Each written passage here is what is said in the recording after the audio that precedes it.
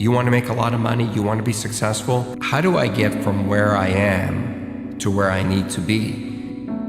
I didn't want to be rich. I just didn't want to be poor.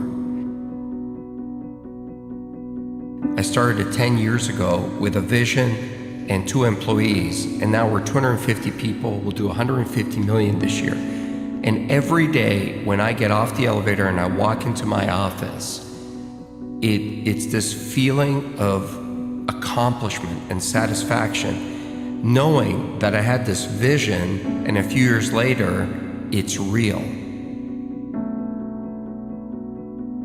You know, when I was younger, my parents didn't speak any English, and like many immigrants, since I was a little kid, I was 8 years old when we came to North America, and so I had to read the contracts. You know, when my dad bought a house, I had to read the mortgage and go through the paperwork.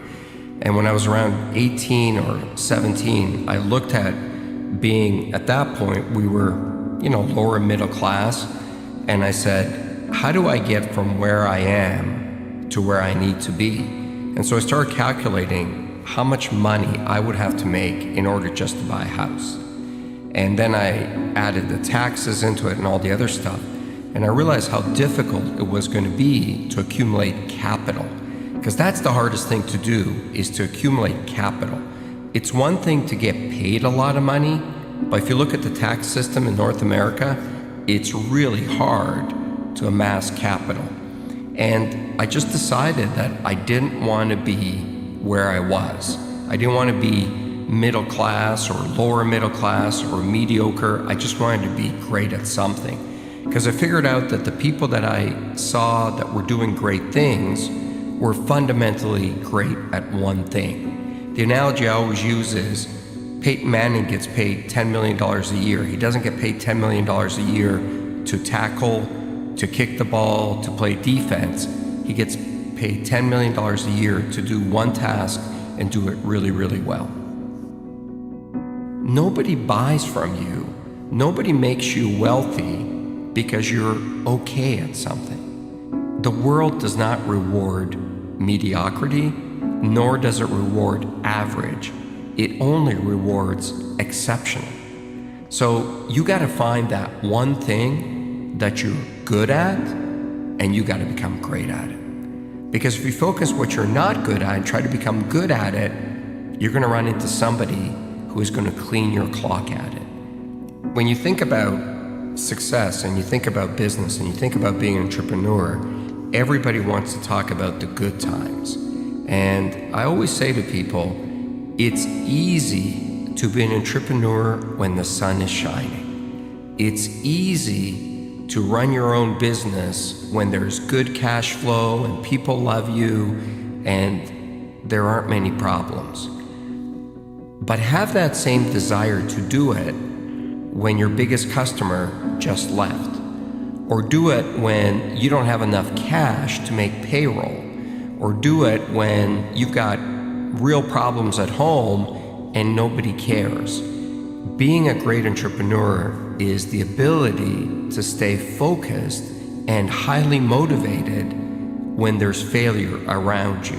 It's not your ability to handle success that'll decide how successful you'll be.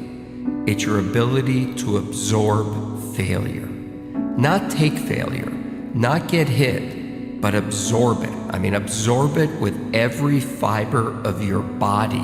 When there are those days where you feel like, I just cannot go on. Get up on those days, get in front of your team, and get them going in the same direction, and be highly motivated on those days.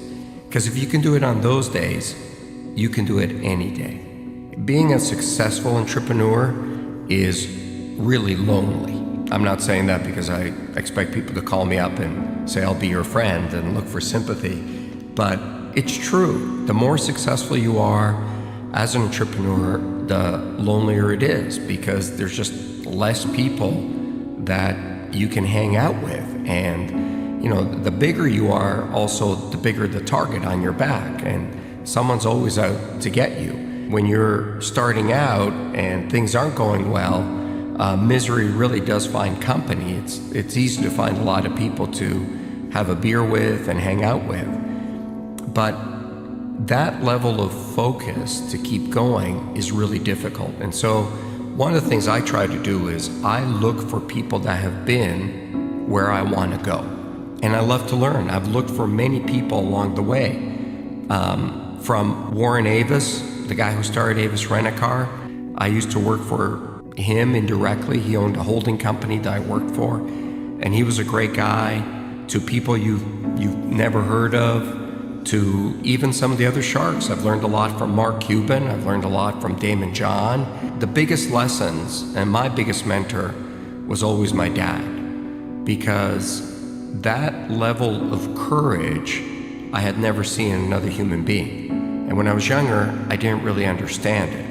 Once I got older, I understood the sacrifices that he had to make for me to be given the opportunity to be successful.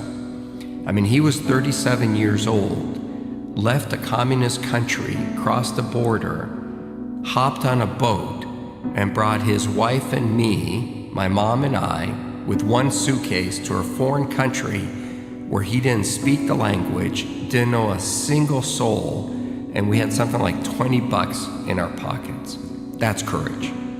And as I got older, what I really learned out of that is never complain, because number one, nobody cares, and two, all you deserve in life is an opportunity. Man, when something gives you an opportunity, you gotta take it, you don't complain, and you gotta go for it. I'm a highly emotional guy. I'm a highly passionate guy. I love my business. I love everything about it.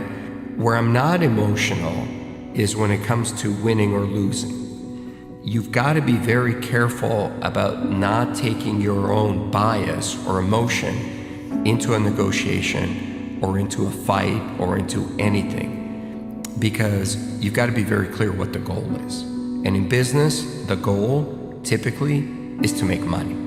When I went to sell my first business to AT&T, I didn't want to sell it. And so it was the night before we were supposed to close the deal.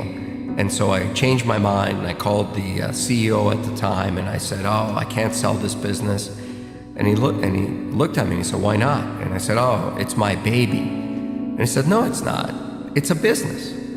I said, No, it's my baby." And he goes, "No, it's not.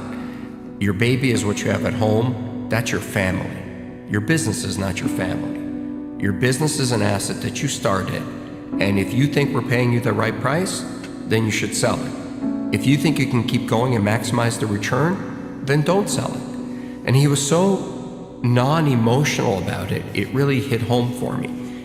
I've seen more people make mistakes because they get angry or they get highly emotional in front of a customer or in front of a supplier. Leave your emotion at the doorstep. Business is about business. When you hit the real world, you're going to start competing with people who are really, really good at something. Technology, advertising, something. And they know it inside out. You want to make a lot of money, you want to be successful, you got to take those people on with a skill that you're world class at. I hate the word failure. I hate that label. I wake up in a cold sweat in the middle of the night sometimes when I feel like I'm going to fail or I'm a failure. You know, I run every day and I run pretty far, and sometimes just like everybody I get jet lag and I get tired, and when I get to that point where I feel I cannot go on, this little inner voice inside me says, "What are you, a failure?" And then I don't care if my feet are going to fall off and blood is going to start dripping out of my veins. I will not stop. I hate that word. I do not want to be defined by that word.